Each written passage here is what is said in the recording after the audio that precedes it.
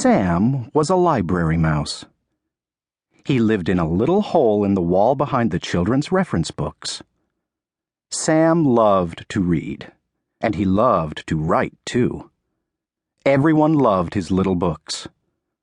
But Sam was very shy, and no one at the library had ever met him. Once a week, the children at the library met for Writers and Illustrators Club.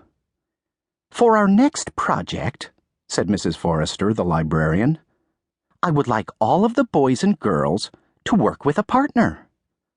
One of you will be the author, and the other will be the illustrator. You will find out how teamwork can make a great book." At the end of the meeting, there was one child left standing by himself.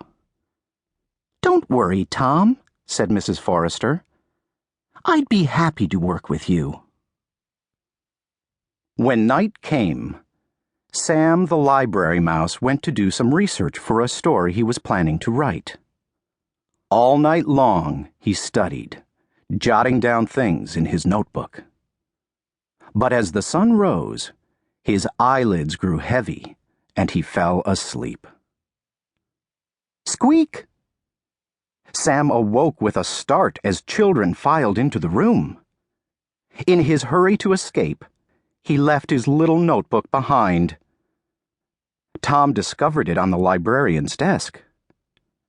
Carefully, he opened the cover and turned the pages. Then he went to tug at Mrs. Forrester's sleeve. "What's this?" said the librarian, flipping through the notebook. "From the titles of the stories in here, I would guess this belongs to Sam, our mystery author. He's written so many books, and yet we've never had the pleasure of meeting him." "Let's put it back on your desk," said Tom, "so Sam will find it."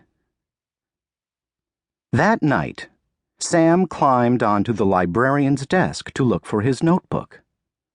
As he hurried back across the desk with his prize in his arms, the mouse stepped across an ink pad and left behind a trail of footprints.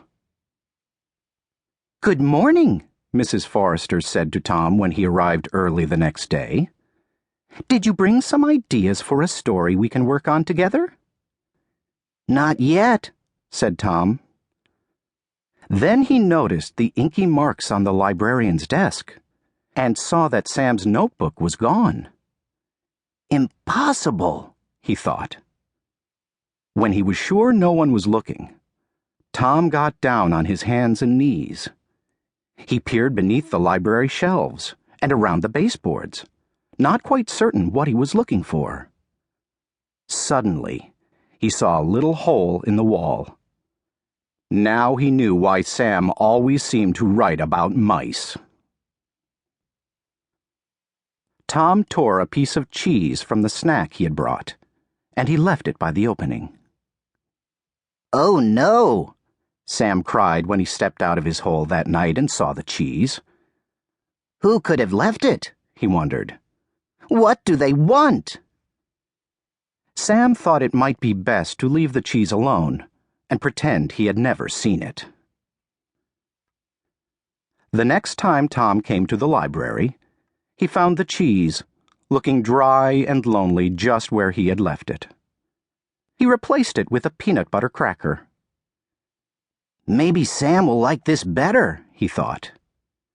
Indeed, when Sam awoke and smelled the cracker, it was all he could do not to gobble up the treat. Clearly, someone had discovered his hole. Sam hoped that if he ignored the food, whoever it was would go away and forget about him.